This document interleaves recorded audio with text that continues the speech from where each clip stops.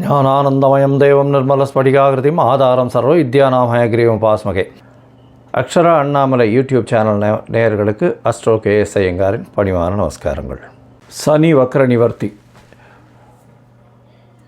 17/11/2025 6/3/2026 வரலாம் உண்டான காலகட்டத்தில், அதாவது கார்த்திகை மாதம் 1ஆம் தேதி விஸ்வாவசு வருஷம் பார்த்தலையானால் திங்கட்கிழமை சனி, அதாவது திங்கட்கிழமை பிரதோஷ காலம், சோமவார பிரதோஷ காலம், மிகவும் வசந்த காலம். அந்த காலகட்டத்தில் சனி பகவான் கும்பராசியில் பூரட்டாதி நட்சத்திரம் 1ஆம் பாதத்தில் வக்ர நிவர்த்தி அடைகிறார்.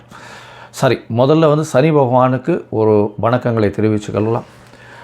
நீலாஞ்சன சமாபாசாம் ரவிபுத்திரம் ஜமாகிருஜம் சாயா மார்த்தாண்ட சம்போதம் தம் நமாமி சனீஸ்வரம்.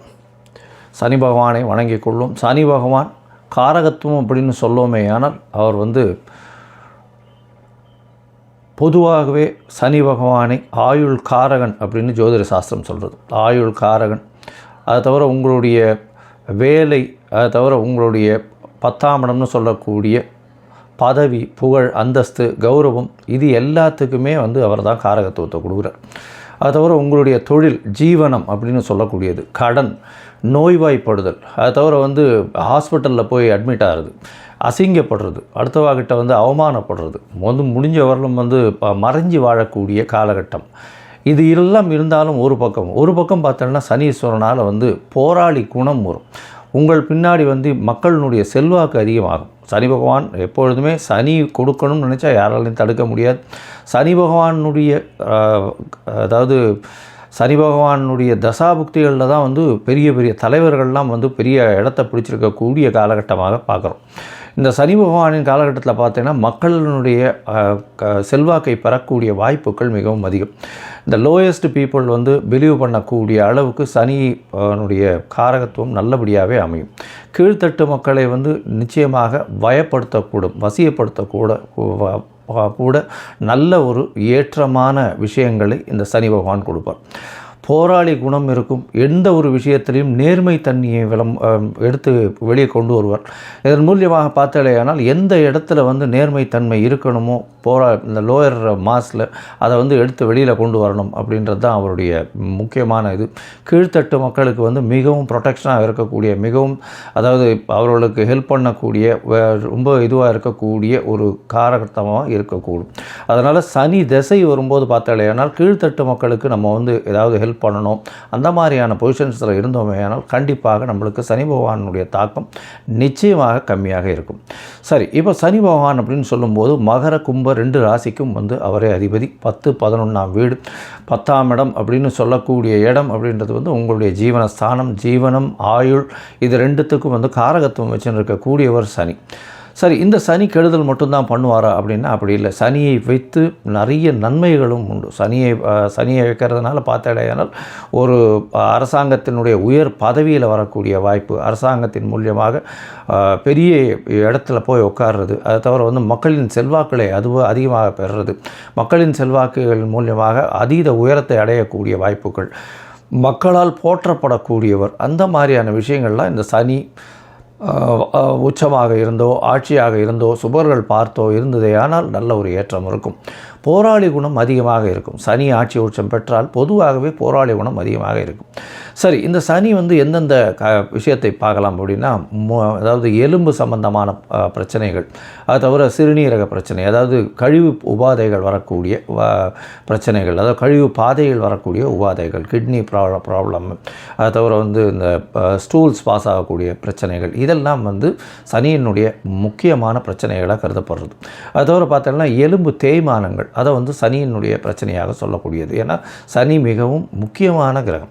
சரி, இந்த சனி பகவான் எந்தெந்த காலகட்டத்தில் யார் யாருக்கு இது பண்ணுவார் அப்படின்னு பார்க்கும்பொழுது, சனி பகவான் ஆட்சி உச்சம் பெற்றிருந்தால், சுவர்களின் பார்வையோடு இருந்தால் மிகவும் நல்லது.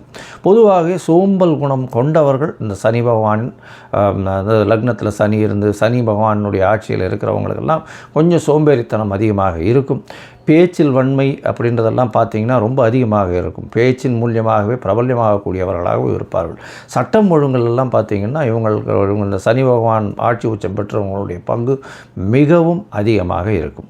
சரி, இப்போ பார்த்தாலேயானால் சனி பகவான் வக்கர நிவர்த்தி அடைகிறார். இந்த வக்கர நிவர்த்தி அடைகிறதுனால என்ன அப்படின்னு பார்த்தீங்கன்னா, இவ்வளவு நாளாக அவருடைய வேகம் கம்மியாக இருந்தது, அதன் மூலியமாக பலன்களும் கம்மியாக இருந்தது. இப்பொழுது பார்த்தீர்களேயானால் அவருடைய பலன்கள் மிகவும் அதிகமாக இருக்கும். ஏன்னா அடுத்த கிட்டத்தட்ட ஒரு 4 மாத காலம்தான் இருக்க போகிறார். அதற்கு பிறகு அவருக்கு சனி பெயர்ச்சி 6/3/2026 வருது. அதாவது கும்பத்திலிருந்து மீனத்துக்கு போகிறார். இந்த காலகட்டம் வரை அவருடைய வேகமான வழக்கமான பலன்களை யார் யாருக்கு எது சரியோ அந்த சரியான பலன்களை கொடுப்பார். ஏன்னா சனி பகவான் மேஷத்தில் நீச்சமாகவும் துலாத்தில் உச்சமாகவும் இருக்கக்கூடிய கிரகம். துலாத்தில் உச்சமாக இருக்குது அப்படின்னா துலாத்துக்கு என்ன அப்படின்னா அளவுகோல் வச்சுருப்பாங்க. அது ரெண்டுமே ஈக்குவலாக இருக்கும். துலாம் அப்படின்னா தராசு வைக்கிறதுனால ரெண்டுமே ஈக்குவலாக இருக்கக்கூடிய ஒரு ராசி. அதனால் உங்களுடைய நல்லது கெட்டது எந்த ஒரு விஷயத்திற்கும் இதற்கு அது எடுத்துக்கொண்டு கழித்து கொண்டு அந்த மாதிரியெல்லாம் இல்லாமல் நல்லதுக்கு நல்லதை கொடுக்கறதும் கெட்டதுக்கு கெட்டதை கொடுக்கறதும் சனியினுடைய வேலை. அதனால் சனி பகவானை பொறுத்தவரை நீங்கள் செய்த நன்மை, நீங்கள் செய்த தர்மம், அது எல்லாத்துக்கும் உண்டான நிச்சயமான பலன்கள் கண்டிப்பாக கொடுப்பார். யார் யாருக்கெல்லாம் 7.5 சனி, அஷ்டம சனி, அர்த்தாஷ்டம சனி இதெல்லாம் இருக்கோ அந்த காலகட்டங்களில் நிச்சயமாகவே அவர் கொடுப்பார். இந்த காலகட்டங்களை தாண்டி வந்தவங்களுக்கு அதனுடைய பிரச்சனைகள் என்ன, அது எப்படிலாம் மாற்றங்களை உங்கள் வாழ்வில் கொடுத்தது அப்படின்றது உங்களுக்கு நல்லாவே தெரியும். சரி, இப்போது சனி பகவானுக்கு உண்டான எளிய பரிகாரம் என்ன? ஒருவேளை சனி பகவான் உங்களுடைய ராசிக்கு நல்லபடியாக இல்லை அப்படின்னா என்ன எளிய பரிகாரம் அப்படின்னு பார்த்தோம்னா, அருகில் இருக்கக்கூடிய பிள்ளையார் கோவிலில் போய் உங்களால் முடிஞ்சது தயிர் சாதம் விநியோகம் பண்ணுங்க. அதாவது சனிக்கிழமை அன்றைக்கி காகத்துக்கு சுட சாதம் வைங்க. குளிச்சுட்டு பெருமாளை காமிச்சிட்டு அதுக்கப்புறம் சுட சாதம் காகத்துக்கு வைங்க. அது தவிர சனிக்கிழமை எள்ளு விளக்கு போடுங்க. யாருக்கு? சனி பகவானுக்கு எள்ளு விளக்கு போடுங்க. ஒரு 8 எள்ளு விளக்காவது போடுறது ரொம்பவும் முக்கியம். 8 பிரதட்சணம் வர்றதும் ரொம்பவும் முக்கியம். அது தவிர பார்த்தோம்னா சனி பகவான் அப்படின்னு சொல்லும்போதே காகத்துக்கு உண்டான விஷயங்கள், காகத்துக்கு உண்டானது, அதாவது சாதம் வைக்கிறது, காகத்துக்கு உண்டான வடித்த சாப்பாடு, புது சாதம் சனிக்கிழமை வைக்கிறது ரொம்பவுமே முக்கியம். அது தவிர தோல் சம்பந்தப்பட்ட இரும்பு சம்பந்தப்பட்ட தானங்கள் கொடுங்க உங்களால் முடிஞ்சது. அது தவிர முடவன் கிரகம்னு சொல்லக்கூடியதுனால கால் உடைந்த இது இல்லாமல் பேரலைஸ் ஆகிருக்கிறவா, கால் ஊனமுற்றவர்கள், அவர்களுக்கு உங்களால் முடிஞ்ச அளவுக்கு எந்த அளவு ஹெல்ப் பண்ணுறதுனாலும் பண்ணுங்க. சாப்பாடு பணம் மட்டும் கொடுக்காதீங்க. ஏன்னா இந்த காரகத்துவத்துக்கு நீங்கள் தானம் கொடுக்க வேண்டியதுன்னு பார்த்தேன்னா நல்லெண்ணெய் கொடுக்கலாம், தயிர் சாதம் கொடுக்கலாம், கருப்பு துணி கொடுக்கலாம். அதை தவிர பார்த்தாலேனால் எள்ளு கொடுக்கலாம். அதை தவிர உங்களால் முடிஞ்சது தோல் சம்பந்தப்பட்ட விஷயங்கள், அதாவது தோல்னால் இந்த லெதர் ஷூஸு, லெதர் பர்ஸு, இந்த மாதிரியான விஷயங்கள் கொடுக்கலாம். லெதர் பேக் கொடுக்கலாம், லெதர் கோட்டு கொடுக்கலாம், லெதர் க்ளவுஸ் கொடுக்கலாம். அது தவிர இரும்பு சம்பந்தப்பட்ட விஷயங்கள், அதாவது உடல் உழைப்பை நம்பி இருக்கிறவர்கள், அதாவது வீடு இருக்கிறவர்கள், அது தவிர இப்போ அந்த சுவேஜ் இந்த மாதிரியான விஷயங்கள், கீழ்த்தட்டு வேலைகள் செய்பவர்கள், அவர்களுக்கெல்லாம் உங்களால் முடிஞ்சது ஷூஸ் வாங்கி கொடுக்கலாம். இரும்பு சம்பந்தப்பட்ட அந்த பாண்டு, மம்முட்டி அந்த மாதிரியான விஷயங்கள் வாங்கி கொடுக்கறதன் மூலியமாக சனி பகவானுக்கு செய்யக்கூடிய பிரீத்தியாக இது எடுத்துக்கொள்ளப்படும். இரும்பு சம்பந்தப்பட்ட இந்த இரும்புன்னா ஆணி, அந்த மாதிரி சுத்தி, உளி இதெல்லாம் வாங்கி தானமாக சனிக்கிழமை கொடுக்கலாம். நல்லெண்ணெய் தானமாக வாங்கி சனிக்கிழமை கொடுக்கலாம். சரி, இந்த காலகட்டத்தில் உங்களுக்கு என்னென்ன விஷயங்கள் நடக்கும் அப்படின்னா, சனி பகவான் கும்பராசியில் இருக்கார். கும்பராசியிலிருந்து அவருடைய பார்வை அப்படின்னு சொல்லக்கூடியது சமசப்தம பார்வை அப்படின்னு சொல்லக்கூடியது சிம்மத்தில் விழும். அதாவது 7ஆம் இடம். 7ஆம் இடம் எல்லா கிரகங்களுக்குமே உண்டு. அதை தவிர பார்த்தீங்கன்னா அதீதமான பார்வைன்னு சொல்லக்கூடியது 3ஆம் இடம் மற்றும் 10ஆம் இடம். இது சனி பகவானுக்கு உண்டான விசேஷ பார்வைகள். 3ஆம் இடம்னு சொல்லக்கூடியது மேஷத்தையும், 10ஆம் இடம்னு சொல்லக்கூடியது விருச்சிகத்தையும் சனி பகவான் பார்க்குறார். இந்த காலகட்டத்தில் சனி பகவானின் பார்வையில் படக்கூடிய ராசிகளுக்கும் சிறு சிறு பிரச்சனைகளும் கண்டங்களும் வரக்கூடிய வாய்ப்புகள் மிகவும் அதிகம். சரி, இந்த காலகட்டத்தில் சனி பகவானுக்கு உண்டான எளிய அதாவது காயத்ரி மந்திரம்னு சொல்லக்கூடியது ஓம் சனேஸ்வராய வித்மஹே சாயா புத்ராய தீமஹி தன்னோ சனேஸ்வர பிரசோதயாத்து அப்படின்றத ஒரு 8 தரம் ஒரு நாளைக்கும் சொல்லிட்டு வாங்க. நான் என்னுடைய யூடியூப் சேனல்லையும் அதை லிங்க் போடுறேன் பாருங்கள். அதை பார்த்து 8 தரம் சொல்லிட்டு வாங்க. உங்களுக்கு வரக்கூடிய பிரச்சனைகள் எல்லாமே சூரியனை கண்ட பனி போல நிச்சயமாக கரைந்து போகும். சரி, இப்போது மேஷம் முதல் மீனம் வரை ஒரு ராசியாக சனி பகவானுடைய பெயர்ச்சி, அதாவது வக்ர நிவர்த்தி எந்த மாதிரியான மாற்றத்தை கொடுக்கும் அப்படின்றத பார்ப்போம். உங்களுக்கு ஜோதிடத்திற்கு, அதாவது அஸ்ட்ராலஜிக்கல் கன்சல்ட் வேணும் அப்படின்னா, ஜோதிடத்திற்கு உண்டான கன்சல்டேஷன் வேணும்னா நீங்கள் உங்களுடைய date, time, place of birth, உங்களுடைய பெயர், உங்களுடைய தாய் தகப்பனார் பெயர் எனக்கு அனுப்பி வைங்கோ. என்னுடைய கட்டணம் என்னென்னு சொல்கிறேன். அந்த கட்டணத்தை நீங்கள் அனுப்பிச்சிட்டு அதற்கு பிறகு உங்களுக்கு நான் அப்பாயின்மெண்ட் தரேன். உங்களுடைய ஜாதகத்தை போட்டு அதில் சந்தி இருக்கா அப்படின்றத பார்த்துட்டு அதற்கப்புறம் உங்கள் ஜாதகத்தை போட்டுட்டு உங்களுடைய டிஸ்கஷன் பண்ணுறேன். இப்போ நிறைய பேர் 50 வயசு 60 வயசு ஆனவாள்லாம் கூட சந்தி இருக்கிறது தெரியாமையே ரிஷபராசி மிருகசீரிஷ நட்சத்திரம் நினச்சிட்டு இருப்பா. ஆனால் மிதுன ராசி மிருகசீரிஷத்தில் இருப்பாள். அதாவது உடைந்த நட்சத்திரங்கள்லேயும் சரி, நட்சத்திர பாதங்கள்லேயும் மாற்றங்கள் அதிகமாக இருக்கும். இதனால் உங்களுக்கு இப்போது நல்ல தசை நடக்கிறது நினச்சிட்டு இருப்பீங்க, தசை ஒன்றும் கை கொடுக்காது, பெரிய பிரச்சனையில் மாட்டிகிட்டு இருப்பீங்க. சரி, இப்போது மேஷம் முதல் மீனம் வரை ஒரு ராசியாக சனி பகவான் வக்ர நிவர்த்தியினுடைய பலன்களை பார்க்கலாம். கும்பம், அவிட்டம், சதயம், பூரட்டாதி இந்த 3 நட்சத்திரம் 9 பாதங்களை கொண்ட ராசி. ராசியின் அதிபதி அப்படின்னு சொல்லக்கூடியவர் சனி. உங்களுடைய ராசிக்கு பார்த்தீங்கன்னா சனி பகவான் ஆட்சிநாதன், அதாவது சனியினுடைய ஆட்சி வீடு கும்ப சனி, அதுவும் ஆண் சனின்னு சொல்லக்கூடியது இந்த கும்பத்தில். அவர் ஆட்சி பெற்று போய் வக்கர நிவர்த்தி ஆகிடுறார். பெரிய விசேஷம். ஏன்னா வக்கர நிவர்த்தி ஆகி ராசிநாதன் ஆட்சி பெற்று போகிறதுனால நல்ல ஒரு ஏற்றமான காலமாக இருக்கும். எடுத்த காரியங்கள் எல்லாமே கைகூடக்கூடிய காலகட்டமாக அமைய போகிறது. உங்களுடைய விடாமுயற்சி, அதாவது உடல் மூலியமாக முயற்சி செய்யக்கூடிய எல்லா விஷயங்களும் வெற்றி பெறும். எடுத்த காரியங்கள் நிச்சயமாக வெற்றி பெறக்கூடிய வாய்ப்புகள் உண்டு. சிறு சிறு தடங்கள் வந்தாலும் அந்த வெற்றியை, இலக்கை நிச்சயமாக அடையக்கூடிய காலகட்டமாக அமைய போகிறது. உங்களுடைய ராசிக்கு பார்த்தடையானால் ராசிநாதன் சனி இருக்கிறதுனால உங்களுக்கு எல்லா விதமான ஏற்றம் இருக்கும். ஆனால் கடும் உழைப்பு தேவைப்படும். மென்டல் ஸ்ட்ரெஸ்ஸு கொஞ்சம் அதிகமாக இருக்கும், டிப்ரெஷன் அதிகமாக இருக்கும், தனிமையாக இருக்க வேண்டிய காலகட்டமாக இருக்கும். நம்மளால் இதை பண்ண முடியலையே அப்படின்ற மாதிரி சில இன்ஃபீரியாரிட்டி காம்ப்ளெக்ஸ் வரக்கூடிய வாய்ப்புகள் இந்த கும்பராசிக்காரர்களுக்கு இந்த காலகட்டத்தில் இருக்கும். இதனால் ஏன்னா 7.5 சனி, ஜென்ம சனி, வக்ர நிவர்த்தியான சனி பகவான் உங்களுக்கு 17/11/2025 6/3/2026 வரலும் சனி பகவான் வக்ர நிவர்த்தி ஆயிடுறார்.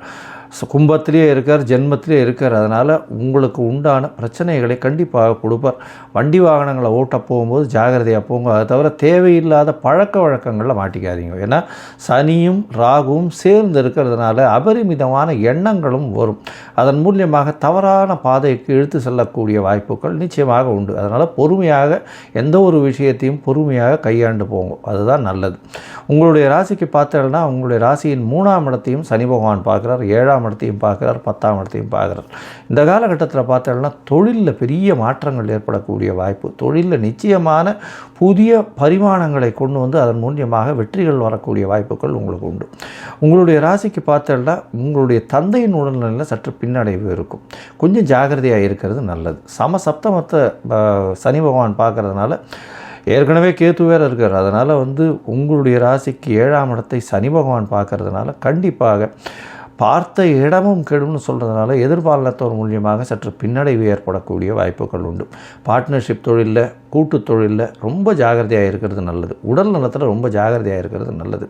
அது தவிர தேவையில்லாமல் வாக்கு கொடுக்கறது, அந்த யாருக்கும் ஜாமீன் கையெழுத்து போடுறது, இந்த வேலையெல்லாம் பண்ணாதீங்க. பொறுமையாக இருக்கிறது ரொம்பவுமே நல்லது. அது தவிர இந்த அதாவது கும்ப ராசியில் பார்த்தீங்களேன்னா இந்த அரசாங்க பணியில் இருக்கிறவங்க, அரசாங்கத்தின் இதில் இருக்கிறவங்க, இவங்களுக்கெல்லாம் ஒரு பெரிய ஏற்றம் கிடைக்கும். அது தவிர இரும்பு சம்பந்தமான இந்த சைக்கிள், மோட்டார் சைக்கிள் இந்த மாதிரி வியாபாரம் பண்ணுறவங்க, இரும்பு சம்பந்தமாக இது என்ன சொல்கிறது, கீழேருந்து எடுத்து அதில் இருக்கக்கூடிய கெமிக்கல்ஸ் எல்லாம் எடுக்கிறவங்க, கீழேருந்து அந்த மணலை தோண்டி அதிலிருந்து எடுக்கக்கூடிய நிறைய உள்ளுக்குள்ளே இருக்கக்கூடிய சத்துக்கள், அதாவது கெமிக்கல்ஸ், அதெல்லாம் இந்த வியாபாரம் பண்ணுறவங்களுக்கு பெரிய ஏற்றம் கிடைக்கும். கருப்பு நிற துணி அந்த வியாபாரம் பண்ணுறவங்க, எண்ணெய் சம்பந்தமான வியாபாரம், அந்த குரூடு அந்த மாதிரியான பிஸ்னஸ் பண்ணுறவங்க, இவங்களுக்கெல்லாம் பெரிய ஏற்றம் கிடைக்கும். பெட்ரோல் சம்பந்தமான, குரூடு சம்பந்தமான, கேஸ் சம்பந்தமான, இரும்பு சம்பந்தமான வியாபாரம் பண்ணுறவங்க, தார் சம்பந்தமான வியாபாரம் பண்ணுறவங்களுக்கெல்லாம் பெரிய ஏற்றம் கிடைக்கக்கூடிய காலகட்டம்.